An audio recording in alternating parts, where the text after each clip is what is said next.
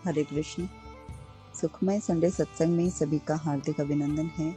श्री गुरुदेव श्री कृष्ण को याद करते हुए शुरू करते हैं आज का सुखमय सत्संग।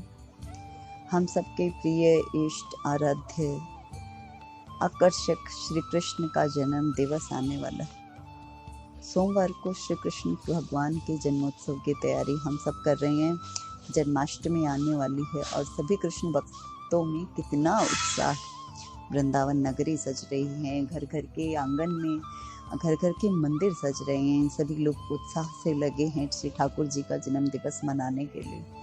हर घर में हमारे पास कन्हैया का बाल रूप होता है और सभी महिलाएं हम सब उनकी पूजा करती हैं। उनमें अपने पुत्र, प्रेमी, सखा, मित्र जो भी संबंध अपने श्री ठाकुर से हम बनाते हैं, उसी भाव से हम उनकी पूजन करते हैं। और जनरली हम देखें तो हर महिला के एक पुत्र का नाम तो कहना अवश्य होता है। गोपाल अवश्य होता है, कृष्ण होता है। कानू कानू कहकर हम जनरली अपने बच्चों को पुकारते हैं, क्योंकि हमें एक प्रेम है श्री कृष्ण से अंतर मन से कि हम अपने हर संतान का नाम कान्हा रखना चाहते हैं।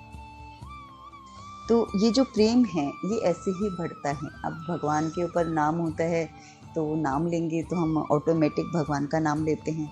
और हमारे मंदिर में जब कान्हा विराजते हैं बाल रूप में, तो हम उनको माखन मिश्री खिलाते हैं, नहलाते हैं, तैयार करते हैं, उनका श्रृंगार करते हैं, उनको तरह तरह की चीज़ों का भोग लगाते हैं, खेल खिलौने लाते हैं, उनके उत्सव मनाते हैं। कितनी सारी चीज़ें हम करते हैं क्योंकि हमें उत्साह भरा है उनके प्रेम का। उनसे हम इतना अटूट प्रेम करते हैं कि बस उनको खुशी देने का कोई अवसर नहीं चूकना चाहते, क्योंकि वे हमारे हैं। हमारे कृष्ण एकमात्र रक्षक, आश्रयदाता, करुणा वत्सल, भक्त वत्सल श्री कृष्ण। बहुत से लोग इस समय वृंदावन जाते हैं, द्वारका जी जाते हैं, जगन्नाथ जी जाते हैं, खाटू जी जाते हैं। जितनी भी कृष्ण की नगरियां हैं फेमस, उन सभी में सब जाना चाहते हैं। लेकिन बहुत से लोग ऐसे भी होते हैं जो नहीं जा पाते, तो वे अपने घर को ही वृंदावन धाम समझे, खाटू नगरी समझे, जगन्नाथ धाम समझें या द्वारकापुरी समझें। भी अपना जैसा भाव होता है वैसे ही प्रभु प्रकट हो जाते हैं, वैसे ही भाव बन जाते हैं। हम अगर ये भाव करें कि हमारा घर ही वृंदावन है, बरसाना है, गोकुल है, तो हमें वैसे ही भाव मिलने लगते हैं।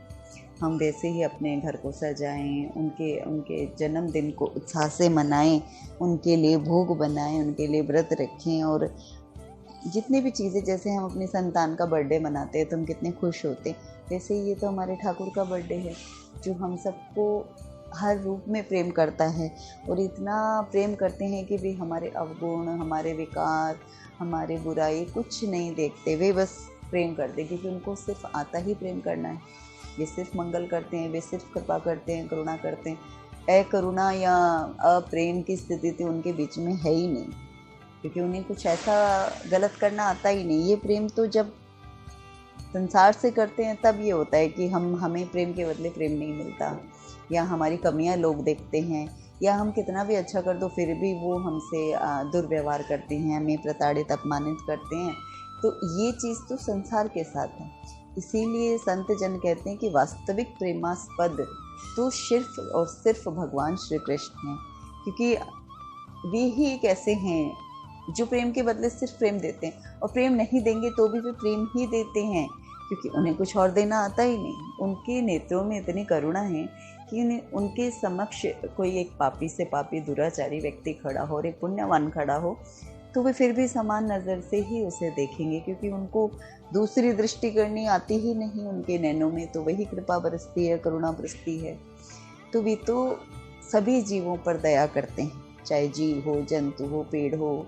अब वो तो प्रकृति में भी कण कण में समाई है, सब चीज़ उन्हीं का ही रूप है। हम उनसे अलग तो कहीं है ही नहीं। हम हमारे आत्मबोध की कमी के फलस्वरूप हम अपने तत्व को, अपने स्वरूप को नहीं समझ पाते, उसका भान नहीं होता, तो हम स्वयं को परमात्मा से अलग समझते हैं, पृथक समझते हैं। अब जल में रहने वाली मछली जल से स्वयं को अलग समझे तो वो कैसे संभव है, क्योंकि जल से निकालते ही तो मछली मर जाएगी। अब जब मछली जल में ही रहती है, फिर भी अगर वो जल को ही पाना चाहें तो ये तो एक उपहास का सा प्रसंग लगने लगता है ना हमें, हम यूँ सोचेंगे ऐसे कैसे होता है, जो मछली जल में ही रहती है उसे ही पानी ही चाहिए, ऐसे कैसे। लेकिन हम तो सारे दिन यही करते हैं, हम परमात्मा के भीतर ही रहकर परमात्मा को पाना चाहते हैं, हमें अपने स्वरूप का भान ही नहीं। इसीलिए भगवान ने फिर भी और अधिक करुणा करके, अनुकंपा करके संत जन हमारे पास भेजे। हमें गुरु रूप में संत मिलते हैं, या हम पर वैसे ही वात्सल्य करुणा लुटाने के लिए संत हमारे जीवन में आते हैं।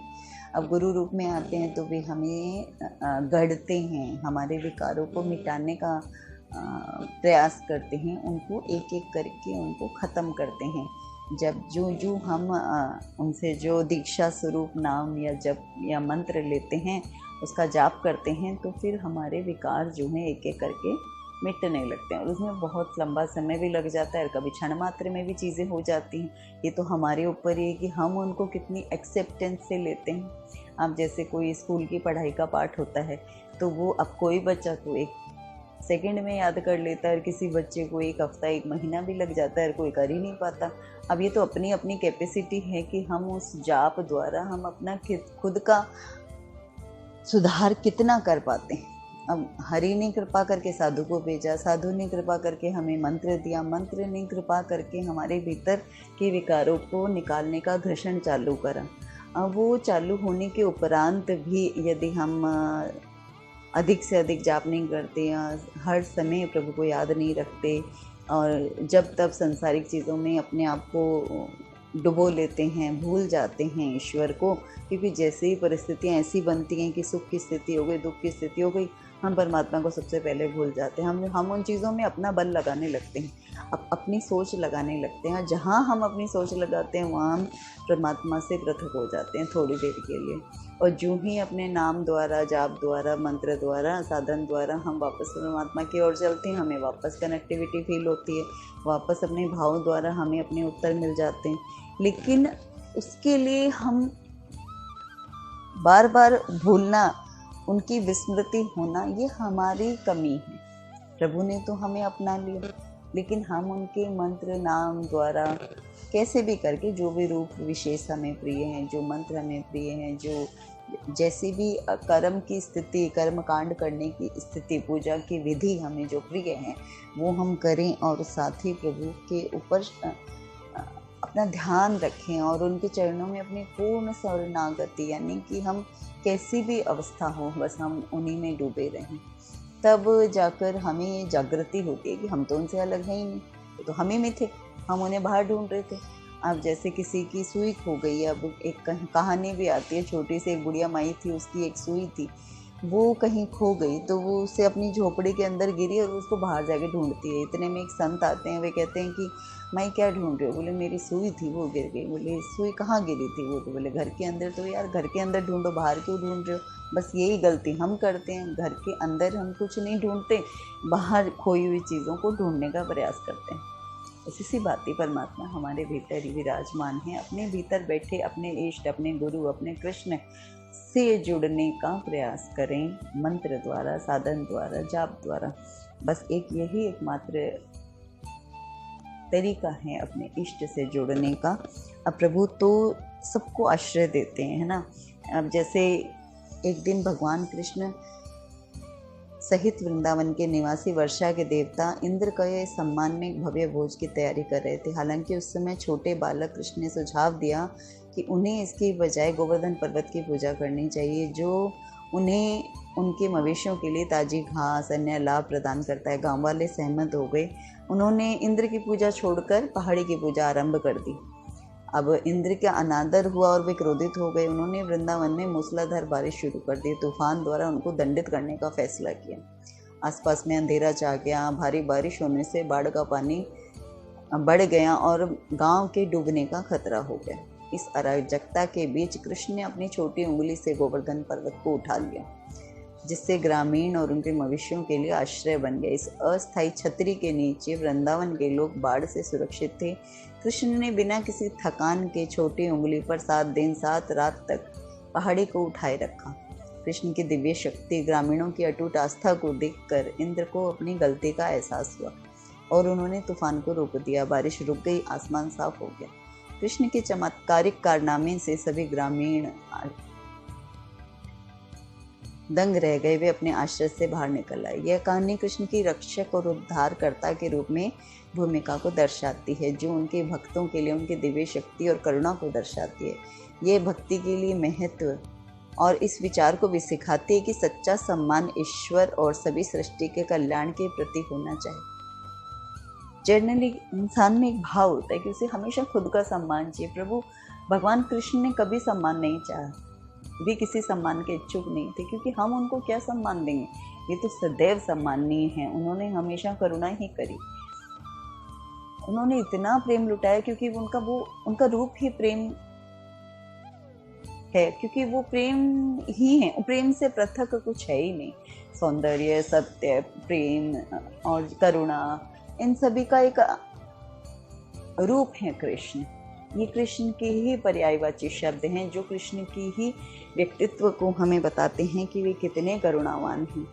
उन्होंने अपने घर में इतने मतलब लाखों करोड़ों की संख्या में गाय थी, इतनी उनके घर में इतना माखन होता था, फिर भी गुजरियों को सुख देने के लिए उनके घर से माखन चोरी करते, छाछ के लिए उनके आगे तरह तरह के करतब करते, उनको इतना प्रेम लुटाते। कंस को मारा और पूतना को मारा, उसे भी माँ की गति दी। तो कितना कुछ ठाकुर जी ने करा कि अब्रिज की जो लीलाएं हैं, अगर हम उनको पढ़ने बैठते हैं, उनको सुनने बैठते हैं, तो हमारे भीतर कितना ऐसे उत्साह उत्पन्न होता है कि श्री ठाकुर ने कैसे अपने ब्रजवासियों को प्रेम से, करुणा से रखा, सब पर इतनी कृपा बरसाई। और उन्होंने स्वयं के लिए कभी कुछ नहीं रखा। छोटी सी आयु में उन्होंने गोकुल छोड़ दिया, वो मथुरा चले गए। उन्होंने एक एक करके सबका उद्धार करा, सब पर कृपा बरसाई। कुब्जा थी, कुब्जा को सीधा करा, उसके प्रेम को भी सम्मान दिया। सभी को उन्होंने, जबकि वे राधा जी से इतना प्रेम करते थे। राधा जी को 13 वर्ष की आयु में जब उन्होंने गोकुल छोड़ा, उसके बाद तो उन्होंने राधा जी को देखा ही नहीं। तो ये सब चीज़ें हमें यही बताते हैं कि वास्तविक रूप से प्रेम क्या है। प्रेम भगवान की कृपा दृष्टि है जो हम पर सतत बरस रही है। बस हमने ही अपने हृदय के पात्र को बंद किया हुआ है। अगर हम अपना हृदय खोलते हैं, अपने सच्चे मन से, अपने सच्चे भाव से श्री ठाकुर की ओर देखते हैं, तो उनकी करुणा दृष्टि को हम देख सकते हैं, निहार सकते हैं, अनुभव कर सकते हैं। सभी भक्तों को जन्माष्टमी की अनंत शुभकामनाएं। श्री हरि के जन्म दिवस की सभी को बहुत बहुत बधाई। जय श्री कृष्ण।